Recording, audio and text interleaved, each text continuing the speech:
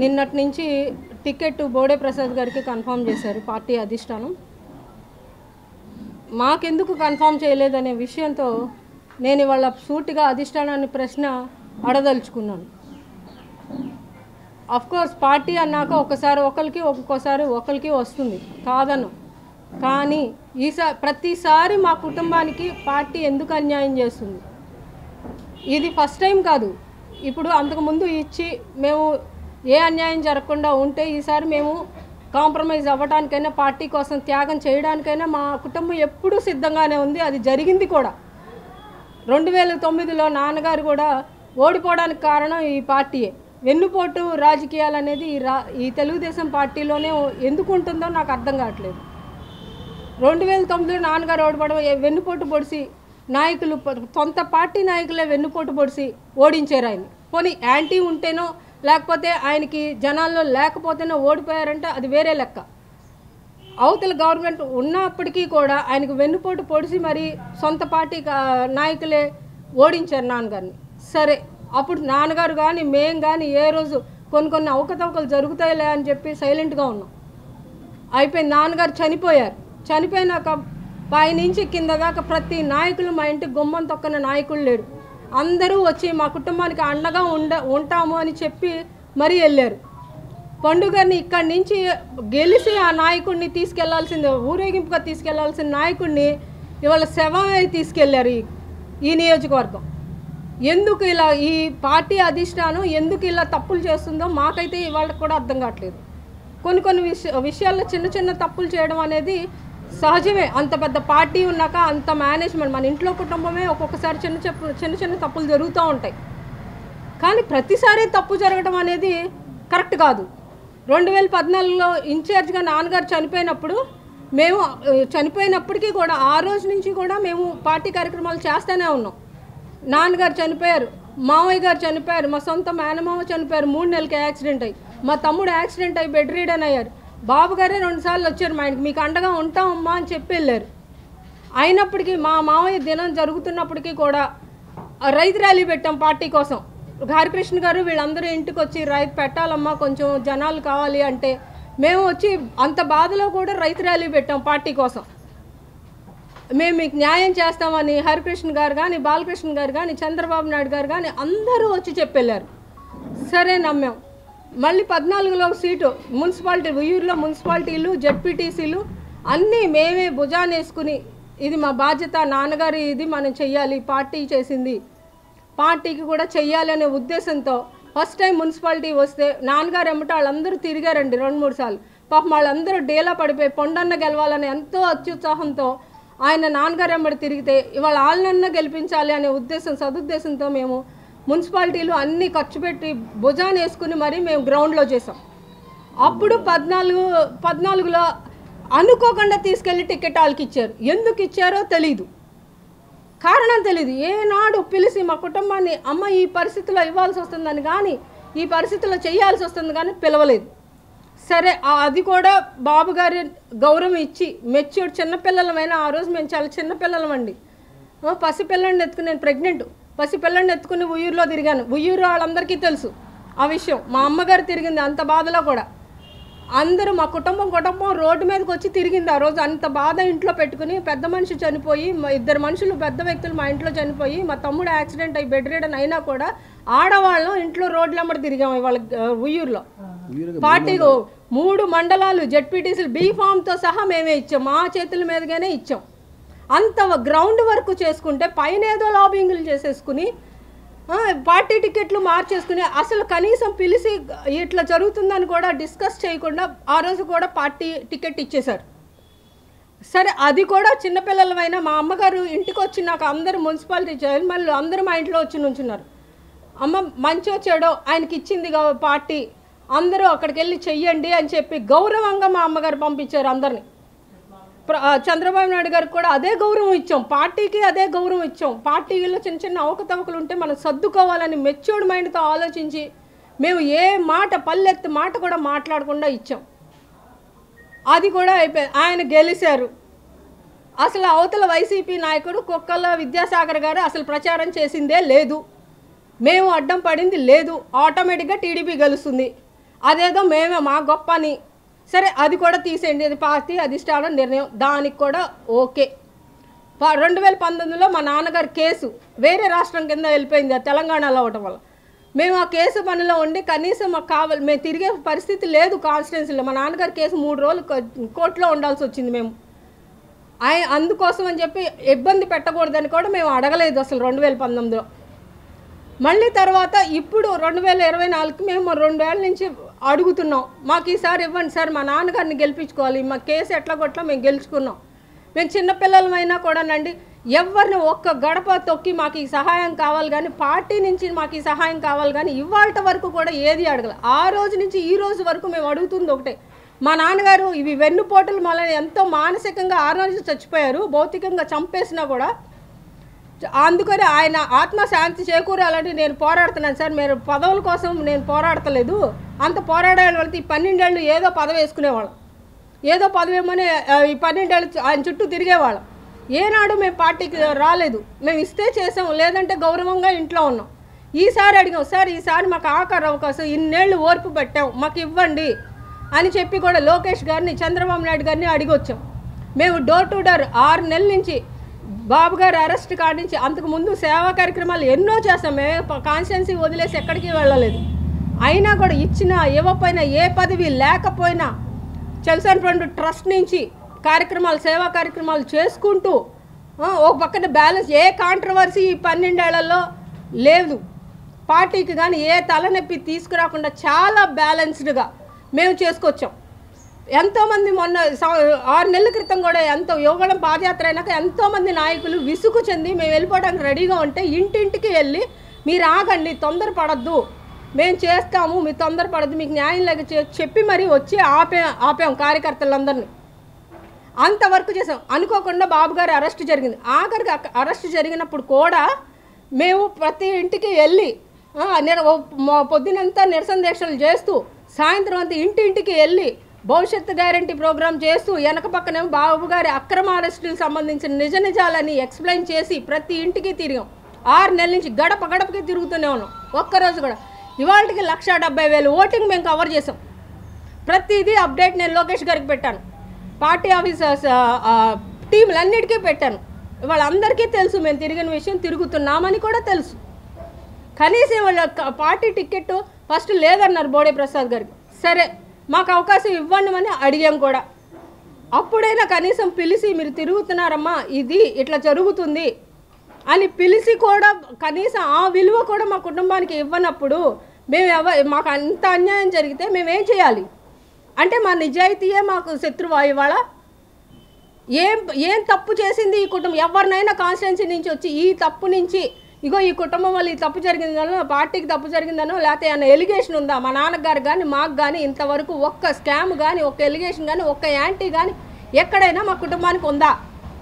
ఇంత మచ్చ లేకుండా మేము ఇంత కష్టపడి ఇంత బ్యాలెన్స్డ్గా ఈ కాన్స్టిట్యున్సీ నడుపుకుంటూ వస్తే ఇవాళ కనీసం పిలిచి కూడా మాట్లాడలేని స్థితిలో అధిష్టానం ఉంటే ఇంకా పార్టీ కోసం మేము పనిచేయడం ఎందుకు?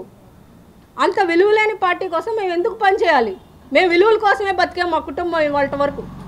ఏ రోజు పల్లెత్తి మాట అనలేదు. ఇవాళ అవతల టికెట్ రాకపోతే 7 సార్లు మీడియాలు పెట్టారు, ఇండిపెండెంట్గా పోటీ చేస్తామని బ్లాక్మెయిల్ చేశారు, ఇన్ని చేశారు. మరి మేము 14లో ఏనాడు ఏమీ చేయలేదే? మాది బాధ కాదా? మా కుటుంబానికి బాధ కాదా? బాధ అందరిది ఒకటే, సంతోషాలు వేరుగా ఉంటాయేమో కానీ బాధ మాత్రం అందరిది ఒకటిగానే ఉంటుంది. ఆ రోజు మా ఇంటి మనిషి చనిపోయి ఇంట్లో ఇంత దారుణాలు జరిగినా కూడా బాధను దిగమింగుకొని మౌనంగా ఈ పార్టీ అంటే ఒకరిది కాదు, మన ఇష్టం వచ్చినట్టు చేయడానికి డిసిప్లైన్ అనేది ఉండాలని అంత మెచ్యూరిటీగా ఆలోచించి మేము పార్టీకి కట్టుబడి ఉంటే ఇవాళ కనీసం మా కుటుంబానికే విలువ లేకుండా చేసేసారు. ఎందుకు ఇవ్వాల్సి వచ్చింది? వద్దు, టికెట్ లేదు అన్న మనిషికి వారం రోజులు ఎందుకు ఇచ్చారు? అంటే బ్లాక్మెయిల్ చేసే వాళ్ళకి ఇస్తాము అని ఇండైరెక్ట్గా మీరే మెసేజ్లు చెప్తున్నారా? నేను బాబు గారితో కూడా అదే చెప్పాను, sir we know the discipline of value of the discipline, మాకు తెలుసు సార్, మేము అందుకే చాలా డిసిప్లైన్గా ఉంటాము అని కూడా నేను బాబు గారితో చెప్పాను. నేను బ్యాలెన్స్ చేసుకుంటామని కూడా మేము బాబు అడిగారు కూడా, మేము బ్యాలెన్స్ చేసుకుంటారమ్మా, చేసుకుంటాం సార్ అని కూడా చెప్పాం. అలా దేనికి కూడా ఈరోజు పార్టీ నుంచి ఏది ఆశించలేదు మేము ఇంతవరకు. మేము అడుగుతుంది ఆ రోజు నుంచి ఈ రోజు అడుగుతుంది ఒకటే మాట, మా నాన్నగారిని గెలిపించుకోవాలి. మా స్వార్థం అంటూ ఉంది అంటే అదొక్కటే, మా నాన్నగారిని గెలిపించుకోవాలి సార్. ఆయన చాలా మానసిక ఇదితో చనిపోయారు. పోనీ ఆయనకి నాకు లేదో లేకపోతే నా మీద యాంటీ ఉందో అంటే అది వేరే విషయము. సొంత మనుషులే, పార్టీ మనుషులే వెన్నుపోటు పొడిచి నేను ఎందుకు ఓడిపోవాలనే మానసిక స్థితిలో చనిపోయారు. ఆయన్ని గెలిపించుకోవాలి సార్, అదొక్కదానికోసమే మేము తిరుగుతున్నాం అని కూడా మేము చెప్పాం. అయినా కూడా పెద్ద ఆయన ఉన్నారని ఒక నమ్మకంతో మా కుటుంబం బతికింది వాళ్ళ దాకా. ఆయన చర్యలు తీసుకోవాలి కదా. ఒక పెద్ద ఆయనగా సరి చెప్పో లేకపోతే ఇది చేసి ఈ తప్పు చేస్తున్నారనో ఈ తప్పు ఏది లేకుండా వదిలిపడేస్తే ఎలాగండి? మేము ఎటుపోవాలి? ఏం చేయాలి మేము? ఇప్పుడు మేము మాతో పాటు తిరిగినాలు సమాధానం చెప్పాలి కదండి. వాళ్ళతో పాటు తిరిగినాలు సమాధానం చెప్పాలి. ఇది హైరార్కీగా చైనాగా అసలు పైనుంచే సమాధానం రాకపోతే మేము వీళ్ళకి ఏం సమాధానం చెప్తాం? వీళ్ళు వాళ్ళకి ఏం సమాధానం చెప్తారు? బియ్యం బస్తా కూడా ఇవ్వలేదండి, పండుగ ఫ్యామిలీ ఇచ్చింది. దానికి నేను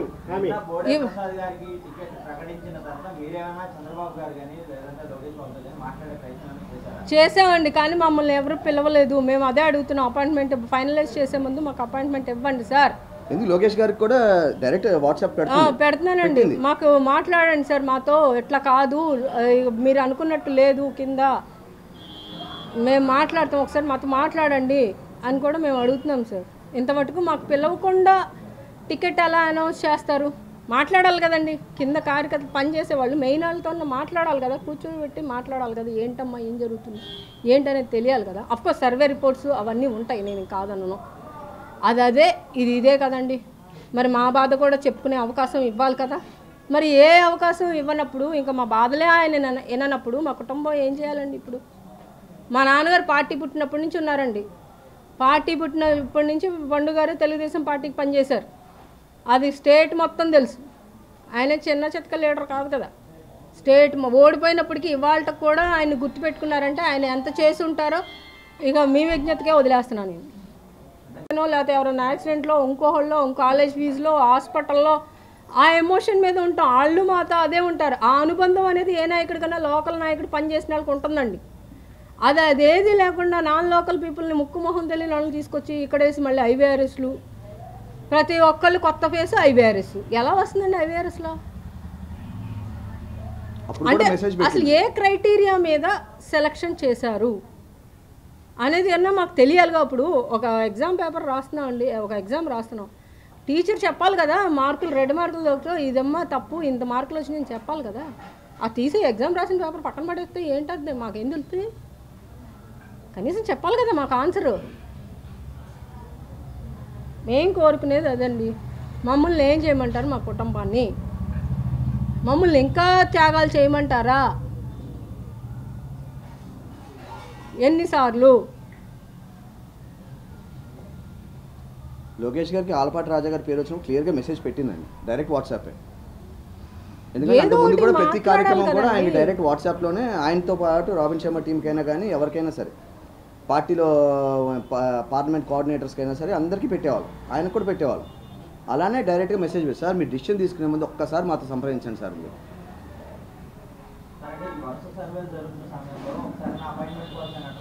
ట్రై చేసామండి, మల్టిపుల్ టైమ్స్ ట్రై చేసామండి. ఎయిర్పోర్ట్లోనే చాలా సార్లు అడిగామండి. చివరికి అది ఇవ్వట్లేదని చెప్పి మేము ఎయిర్పోర్ట్కి వెళ్ళి అడిగితే కూడా లోకేష్ గారు, సార్ అమ్మ మిమ్మల్ని మల్టిపుల్ టైమ్స్ కలిసాం కదా మనం, నేను పిలుస్తాను మిమ్మల్ని 100% పిలుస్తాను నేను అన్నారు. చివరికి పిలవలేదు. అవునండి, లోకేష్ గారు కలిసినప్పుడు మీరు చేసుకోండి అమ్మా అన్నారు. మీరు చేయమంటున్నాను కదా, మీరు నేను పాదయాత్ర వెళ్ళినప్పుడు ఈయన కలిసారండి, నేను చేయమని చెప్తున్నాను కదా, చేయమన్నాం కాబట్టి చేశాను. ఆయన చేయమన్నా ఏమంటే సొంత పాంప్లెట్లు మొత్తం అన్నీ కూడా మా సొంతంగా కాదు, మాకు ఏ పదవి లేదండి, ఏ ప్రోటోకాల్ లేదు, ఎప్పుడు మా కుటుంబాన్ని ఏ మీటింగ్కి పిలవలేదు. ఈ కాన్స్టిట్యూన్సీ 14లో ఆయనకి ఇచ్చిన కాడి నుంచి ఏ ఒక్క మీటింగ్ కూడా మా కుటుంబాన్ని పిలవలేదు. చివరికి గ్రామ పార్టీ మీటింగ్ అయినా సరే ఆయన కాదు కదా, ఆయనతో మేమేమి శత్రుత్వం పెట్టుకోలేదు, ఆయన కాదు మేము బాబు గారు పార్టీ అని మేము బ్యాక్గ్రౌండ్ మా చేయదలుచుకుందంతా చేసామండి. అది కూడా కాన్స్టిట్యూన్సీ ప్రజలందరికీ తెలుసు. ఈ రంజాన్ కాకుండా అంతకుముందు రంజాన్ అండి 30 రోజులు ఇఫ్తార్ ఇచ్చాం. ఎందుకంటే ముస్లిమ్స్తో మాకున్న అనుబంధం అట్లాంటిది, మా అండ్ పండుగకి ఎస్పెషలీ కాన్స్టిట్యున్సీలో 4 రోజులు ఢిల్లీలో ఉన్న 26 రోజులు వాళ్ళతో పాటే ప్రార్థన చేసి ప్రతిరోజు సాయంత్రం వాళ్ళతో పాటే డ్రై ఫ్రూట్స్ అయినా ఏదైనా కానీ ప్రతిరోజు ఇచ్చాం. అంటే ఎప్పుడూ కూడా మేము ప్రజలతో ఇంటరాక్షన్ ఎప్పుడు పోగొట్టుకోలేదు. పండుగ ఎందుకు ఫేమస్ అంటే ఎవరు వచ్చినా సరే, ఉద్యోగం కోసం వచ్చినా సరే, ఏది వచ్చినా సరే ఎమ్మటే చేసేవారు ఆయన. ఆ రోజు నుంచి ఈ రోజు దాకా ఆయన లేకపోయినా కూడా ఇంటికి ఎవరు వచ్చినా కూడా ఆ సహాయాన్ని ఆపలేదు. అలాగే బాధ్యతగా తీసుకుని కోవిడ్ అప్పుడు కూడా 42 గ్రామాలు ఉంటే 42 గ్రామాలకి ఆటోలు, రిక్షాలు ఎన్ని పెట్టి ఇది చేయకూడదు, ఇది చేయాలని చెప్పి మనమే చేసింది. కోవిడ్ అప్పుడు బ్లడ్ దొరకట్లేదని చెప్పి బ్లడ్ క్యాంప్స్లో ఇండియన్ రెడ్ క్రాస్ ఆర్గనైజ్ చేసి బ్లడ్ డొనేషన్ క్యాంప్స్ కూడా పెట్టామండి. అదే లయన్స్ క్లబ్, రోటరీ క్లబ్ అన్ని ప్రైవేట్కి వెళ్తాయి, ఇదైతే గవర్నమెంట్ హాస్పిటల్కి వెళ్తుంది, బ్లడ్ ఎక్కడా లేదని చెప్పి మా తమ్ముడు విషయంలో చాలా ఇబ్బంది పడ్డామండి, బ్లడ్ దొరక్క. అని మా ఇంట్లోనే ఇబ్బంది పడ్డాం. అందుకని చెప్పి అది కూడా ఒక ఇనిషియేటివ్గా తీసుకున్నాం. ఇంకా ప్రజలకి మేము ఇంటరాక్షన్ లేదు, పార్టీతో ఇంటరాక్షన్ లేదంటే పార్టీ కార్యక్రమాలకు ఏ రోజు పిలవలేదు మమ్మల్ని. అది పిలవాల్సిన బాధ్యత పార్టీ జిల్లా మేనేజ్మెంట్ది, జిల్లా వాళ్ళు చూసుకోవాలి. అది ఏ రోజు పిలవలేదు. ఎందుకు పిలవలేదు అని కూడా ఎవరు అడగలేదు. కానీ మేము ఎప్పుడు పార్టీతోనే ఉన్నాం. ఇప్పుడు పార్టీ బాబు గారు అరెస్ట్ అయినప్పుడు కూడా వచ్చి నిరసన దీక్షలు చేస్తాను, మేమే వెళ్ళాం నిరసన దీక్షలకి. నియోజకవర్గం పార్టీ వాళ్ళు ఏం పిలవలేదు మమ్మల్ని, మేమే వెళ్ళాం. ఇంటింటికి తిరిగి మేమే తిరుగుతున్నాం. సూపర్ 6 అని, భవిష్యత్తు గ్యారంటీ అని చెప్పి, ఎన్ని బాబు గారు ఇస్తారు అని చెప్పి, బాబు గారిని అక్రమంగా అరెస్ట్ చేస్తారని చెప్పి. నిజం గెలవాలి నిజం గెలవాలి అండి. మేము అదే కోరుకుంటున్నాం అండి, నిజం గెలవాలని. నిజం గెలవాలని కోరుకుంటున్నాం మేము. ఆ కుటుంబం ఎంతో మాది అంతే. అది ఎవరికైనా పార్టీ అన్నాక నిజం గెలవాలి. కూడా నిషేధిద్దేశం పాపం మా ఎమ్మడి తిరిగినారు మహిళలండి, మైనార్టీ మహిళలు. నేను సనత్ నగర్లో కిందకి పైకి ప్రతి బిల్డింగ్ ఎక్కువ తిరిగాను. వెళ్ళి ఎంక్వైరీ చేసుకోండి, ఏ సర్వే టీంనైనా పంపించుకోండి. ప్రతి బిల్డింగ్ మైనార్టీ మహిళలు మమ్మల్ని చూసి ఎంతో ఆనందపడ్డారండి. ముఖ్యంగా మైనార్టీ పీపుల్ ఉయ్యూరులో కానీ, సనత్ నగర్లో కానీ. మా నాన్నగారు అప్పుడు ఇండిపెండెంట్ వేసినప్పుడు వీళ్ళందరూ కాంగ్రెస్ అండి. కాంగ్రెస్ అయితే మా నాన్నగారితో పాటు వీళ్ళు వచ్చి టీడీపీలో జాయిన్ అయ్యారు చాలామంది ముస్లిమ్స్. అప్పటి నుంచి మాకు వాళ్ళతో చాలా అనుబంధం ఉంది. అమ్మ మీ పండు సాబ్కి భేటీ అని చెప్పి తిరిగేవారండి. వాళ్ళు ఎప్పుడు బయటికి రారు. అలాంటిది మా కుటుంబానికి మాత్రం సాయిపురం అండి. సాయిపురం వాళ్ళ సొంత బావగారు ప్రెసిడెంట్గా చేస్తేనే వాళ్ళ లేడీస్ బయటికి రాలా. నేను సాయిపురం తిరుగుతుంటే వాళ్ళ లేడీస్ నాతో పాటు వచ్చి తిరిగారు. అది మా కుటుంబానికి విలువ. ఆ మైనార్టీ మహిళలు వీళ్ళందరూ ఉన్నారు. వీళ్ళందరినీ నిర్ణయం తీసుకుని మరి వాళ్ళు మా కోసం వెయిట్ చేస్తున్నారు. వాళ్ళు కూడా మేడం మీరు వస్తే వాళ్ళు బయటకు వచ్చి చెప్పుకోలేరు. ముస్లిమ్స్ వాళ్ళు చాలా స్ట్రిక్ట్గా ఉంటారు లోపల.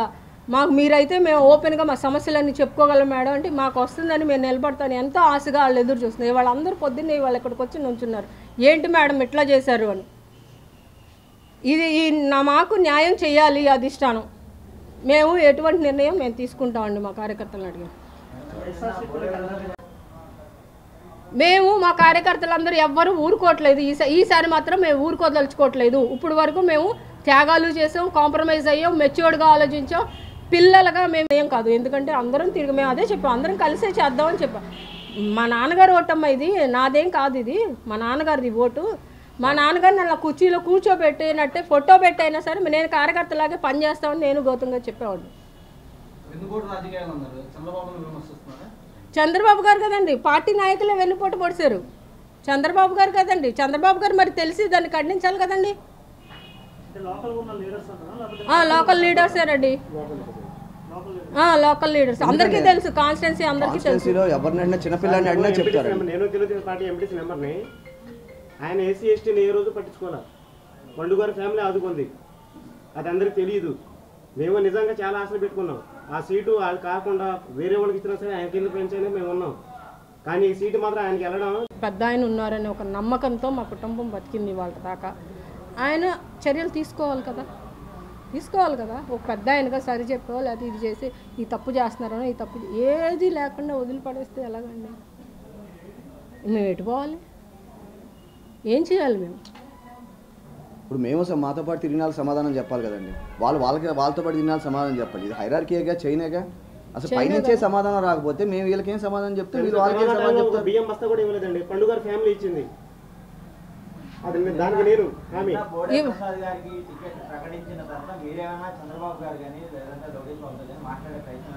చేసామండి. కానీ మమ్మల్ని ఎవరు పిలవలేదు. మేము అదే అడుగుతున్నాం. అపాయింట్మెంట్ ఫైనలైజ్ చేసే ముందు మాకు అపాయింట్మెంట్ ఇవ్వండి సార్. ఎందుకు లోకేష్ గారికి కూడా డైరెక్ట్ వాట్సాప్ పెడుతున్నానండి. మాకు మాట్లాడండి సార్ మాతో, ఎట్లా కాదు మీరు అనుకున్నట్టు లేదు, కింద మేము మాట్లాడతాం, ఒకసారి మాతో మాట్లాడండి అని కూడా మేము అడుగుతున్నాం సార్. ఇంత మటుకు మాకు పిలవకుండా టికెట్ ఎలా అనౌన్స్ చేస్తారు? మాట్లాడాలి కదండి, కింద కార్యకర్తలు పనిచేసేవాళ్ళు మెయిన్ వాళ్ళతో మాట్లాడాలి కదా, కూర్చోబెట్టి మాట్లాడాలి కదా, ఏంటమ్మా ఏం జరుగుతుంది ఏంటనేది తెలియాలి కదా. అఫ్కోర్స్ సర్వే రిపోర్ట్స్ అవన్నీ ఉంటాయి, నేను కాదన్నాను, అదే ఇది ఇదే కదండి. మరి మా బాధ కూడా చెప్పుకునే అవకాశం ఇవ్వాలి కదా. మరి ఏ అవకాశం ఇవ్వనప్పుడు ఇంకా మా బాధలే ఆయన విననప్పుడు మా కుటుంబం ఏం చేయాలండి? ఇప్పుడు మా నాన్నగారు పార్టీ పుట్టినప్పటి నుంచి ఉన్నారండి. పార్టీ పుట్టినప్పటి నుంచి పండు గారు తెలుగుదేశం పార్టీకి పనిచేశారు, అది స్టేట్ మొత్తం తెలుసు. ఆయన చిన్న చితక లీడర్ కాదు కదా, స్టేట్ ఓడిపోయినప్పటికీ ఇవాళ కూడా ఆయన గుర్తుపెట్టుకున్నారంటే ఆయన ఎంత చేసి ఉంటారో ఇక మీ విజ్ఞతకే వదిలేస్తున్నాను నేను.